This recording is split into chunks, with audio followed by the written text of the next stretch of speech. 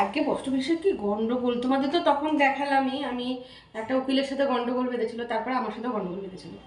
গন্ডগোল বেঁধেছিল বলতে আমার গুড মর্নিং বন্ধুরা, তোমরা সবাই কেমন আছো? আশা করি ভীষণ ভীষণ ভালো আছো। তো মিস্ত্রি ব্লগে তোমাদেরকে অনেক অনেক ভালোবাসা দিয়ে আবার একটা দিন নিয়ে চলে আসলাম। তো চলো আজকে সারাদিন কী কী করি না করি সবটাই তোমাদের সাথে শেয়ার করব। আর একটা কথা বলবো যে দেখো, আমার ভিডিও দেখে যারা কমেন্ট করে যাবে তাদের ভিডিও অবশ্যই আমি গিয়ে দেখে কমেন্ট করে আসবো, ঠিক আছে? তো চলো সবাই সবাই একসাথে মিলে কাজ করি, তা না? সবাই সবাইকে হেল্প করি, এটাই। আর এই যে আমি চলে আসলাম এখন এই ট্রেন্ডস আর হচ্ছে এটা কি দোকান দেখি, এম বাজার। এদের আমি কি এখন শপিং করতে আসলাম না কী করতে আসলাম বলো তো? তোমরা কি ভাবছো? তো যাই হোক, ওই পাশের গলি দিয়ে, এই দুটো মলের পাশের গলি দিয়ে আমি এখন যাচ্ছি একজনের বাড়িতে।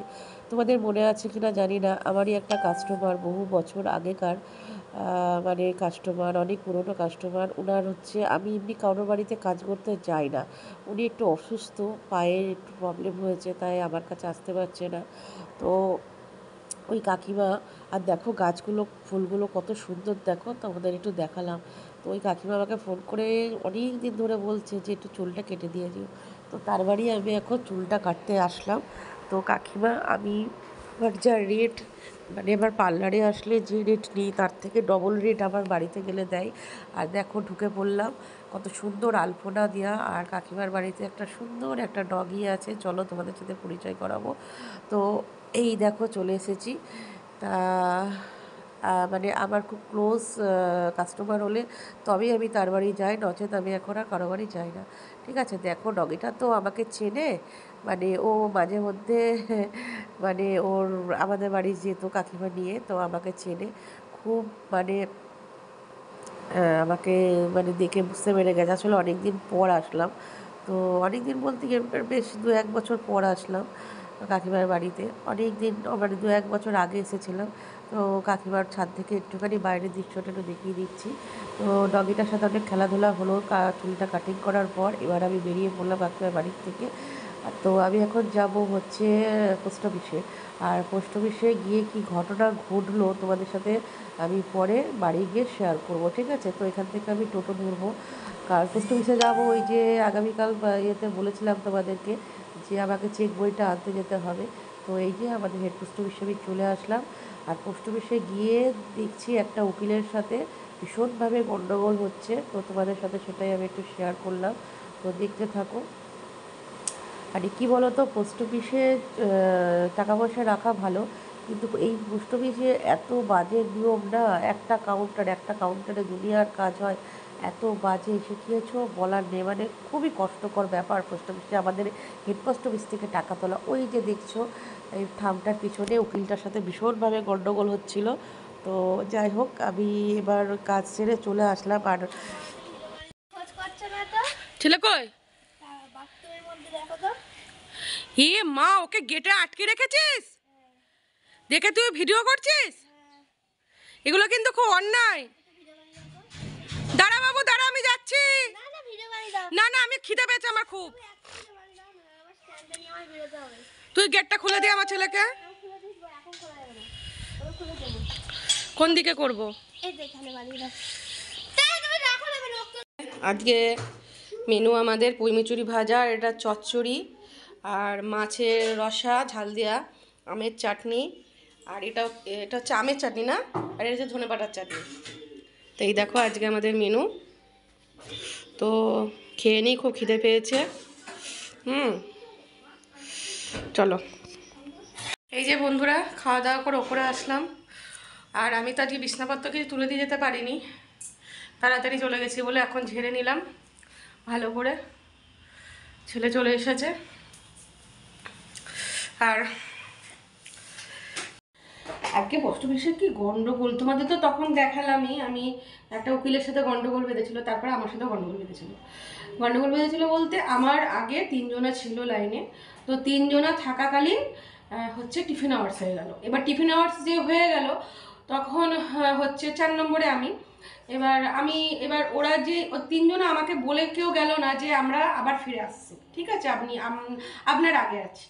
প্রত্যেকটা লাইনে, পোস্ট অফিস হোক, ব্যাংকে হোক, লাইন দিলে না, যদি চলে যাও লাইন দিয়ে, তাহলে বলে যেতে হয় আগে বা পিছনের লোককে বলে যেতে হয়, ঠিক আছে।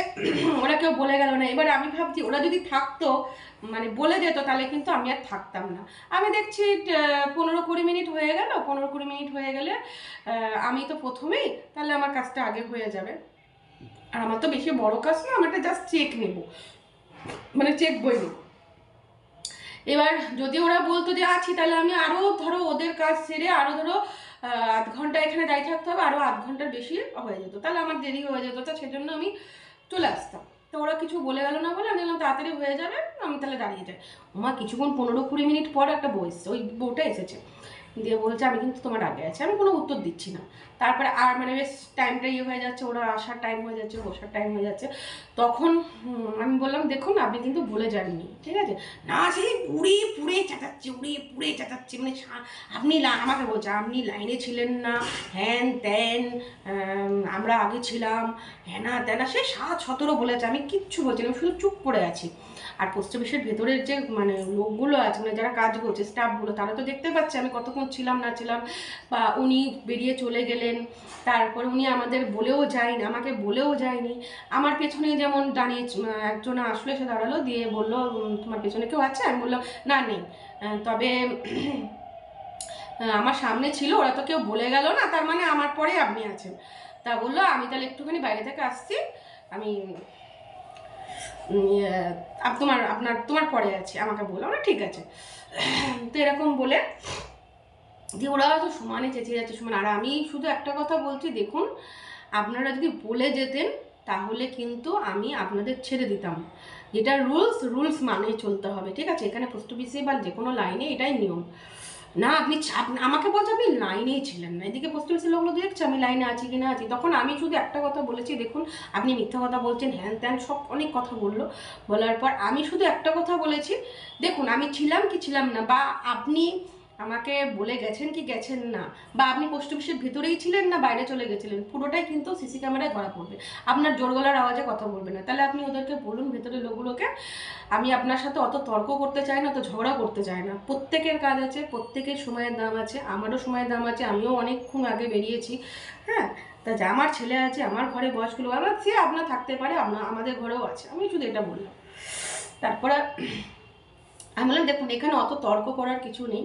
এখানে পোস্ট অফিসের ভেতরে যারা স্টাফেরা আছে তাদেরকে বলুন সিসি ক্যামেরাটা খুলতে, আমি লাইনে ছিলাম কি ছিলাম না, বা আমি কতক্ষণ কিভাবে দাঁড়িয়েছিলাম, আপনারা কোথায় গিয়েছিলেন, গেটের বাইরে গেছিলেন না, আপনি আমাকে বলে গেছিলেন না বলে যাননি, সবটাই ধরা পড়ে যাবে।